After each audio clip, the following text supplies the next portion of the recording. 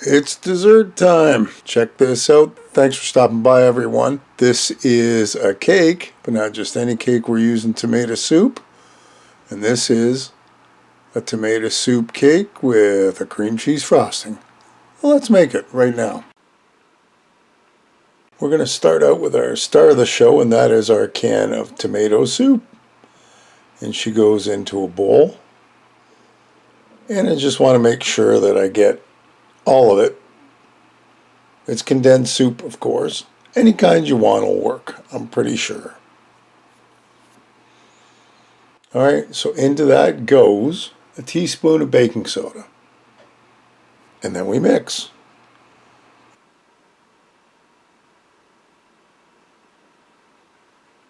Get it all nice and combined and put it aside. So let's get a bigger bowl out because we need the rest of our ingredients for the cake. It's 1 cup of sugar, a stick of butter, warmed of course, up to room temperature. And I've got my trusty hand mixer. We're going to cream the sugar and butter together, basically just mix it.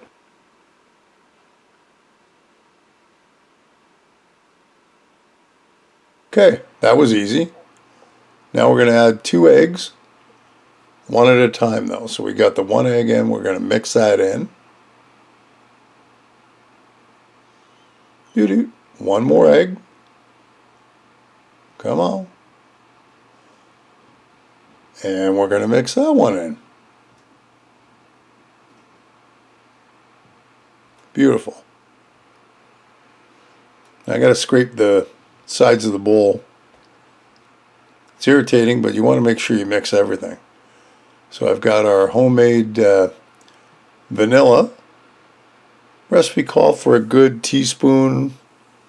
My daughter, who's more of a baker than me, says, hey, 2 works well. So 2 goes in. Beautiful. It's looking nice and creamy. Now into the bowl goes our tomato soup mix, which is the next step, of course. Now we're going to combine the sugar and eggs with the tomato soup. Now at this point, when you're done, it's possible it could separate a little bit, but not to worry because it'll all bake out proper. Well, we've got 2 cups of flour, and I'm actually sifting it because the recipe said to. I don't normally do it, but hey, we want to give it a good go. So that's it. Almost no chunks of flour in there, but apparently that fluffs it up a bit. So now we mix the batter.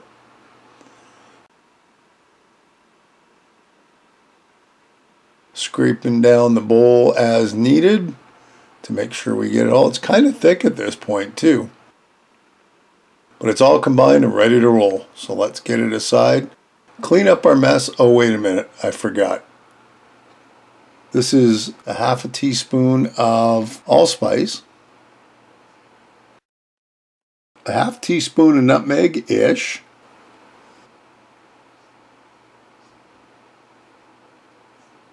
and 1 1/2 teaspoons of cinnamon.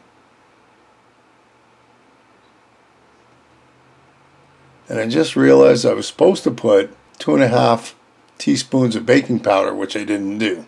It still baked okay. I'm thrilled, but I'm sure it would have been better with the baking powder. And mix it once again.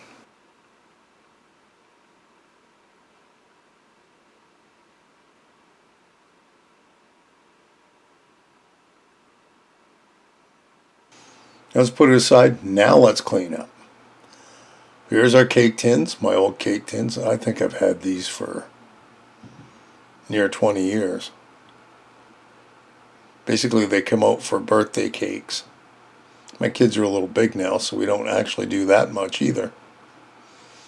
But this is going to work out fine for our tomato soup cake. I'm carefully trying to divide it up. Of course, we greased them all. And now we just got to get the batter as even as we can into the pans. There's our division. 2 cake pans. Smooth out somewhat even. Let's get them in the oven. This is going to bake at 350 for about 25 minutes, and they're done for sure. When you can put a toothpick in the middle, it comes out clean. They look pretty cool. We're going to need these to cool about 4 hours. Now we got to make the icing. There's our bowl. In goes 3.5 cups of icing sugar. Into another bowl, I'm running out of bowls, half a stick-ish of room temperature butter, and 12 ounces of softened cream cheese. So I use the stuff out of the tub. So as a way of reference, 8 ounces is 1 package of cream cheese, so you need a package and a half if you're doing it the other way.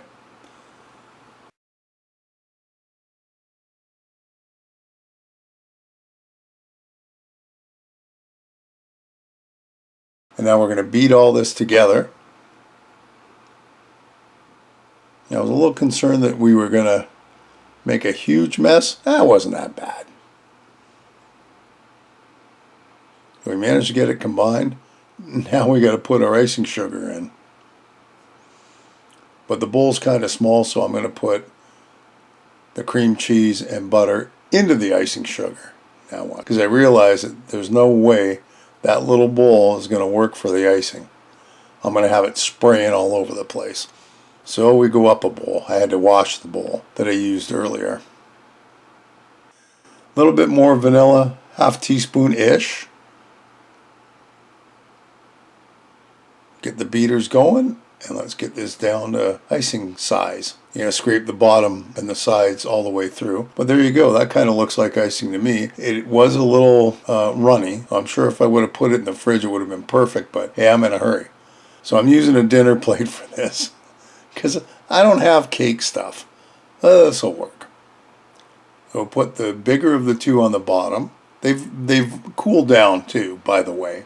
Probably about 5 or 6 hours, because this is later on in the day. So we put just enough to get it to the sides. Now here's the top.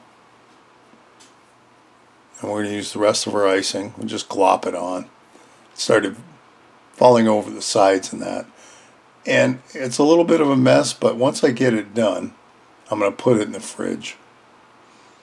There, we're going to let it cool down in the fridge for an hour. And there you go. It may not be the prettiest cake on the universe, but it smells good. And it's really close to a spice cake. I was stunned. I wouldn't have thought so, but it was really tasty. And you know what? I'm making a tomato soup cake again.